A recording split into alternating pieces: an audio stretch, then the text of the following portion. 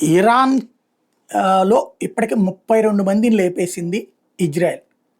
అదేంటి 600 700 ఉంటా అవన్నీ యుద్ధపు వ్యవహారాలు. కానీ ప్రధానమైనటువంటిది ఇరాన్‌కి ఏదైతే అణ్వస్త్రాలు తయారు చేసే విభాగం ఉందో, దాంట్లో ఇతర దేశాలకి తమ వాళ్ళని పంపించి ట్రైనింగ్ ఇచ్చింది గానీ, లేదా ముస్లిం దేశాలకు సంబంధించినటువంటి వాళ్ళని కొంతమందిని పంపించి ట్రైనింగ్ ఇచ్చింది గానీ, ఇతర దేశాల్లో ఉన్నటువంటి ఇరాన్ పట్ల సానుభూతితో ఉన్నటువంటి వాళ్ళని గానీ, లేదా ఎథీస్టులుగా ఉండి ఇట్లాంటి దాన్ని యాక్సెప్ట్ చేస్తూ అమెరికాకి వ్యతిరేకంగా ఉండేవాళ్ళని కానీ ఇట్లాంటి వాళ్ళని అనేక మందిని తయారు చేసి కోట్ల రూపాయలు జీతాలు ఇచ్చి వాళ్ళ కుటుంబాలని ఎక్కడో విదేశాల్లో అంటే మళ్ళీ అమెరికా యూరప్ దేశాల్లో కాకుండా ముస్లిం దేశాల్లోనే ఏ అరబ్ దేశాల్లోనో ఎక్కడో చోట కాకుండా ఎవరికీ తెలియని రహస్య ప్రదేశాల్లో ఉంచి వాళ్ళని పోషిస్తూ చేసుకొస్తున్నటువంటి ఇరాన్కి పెద్ద షాకింగ్ పరిణామం నిన్నటి 32వ మర్డర్ అన్నటువంటి.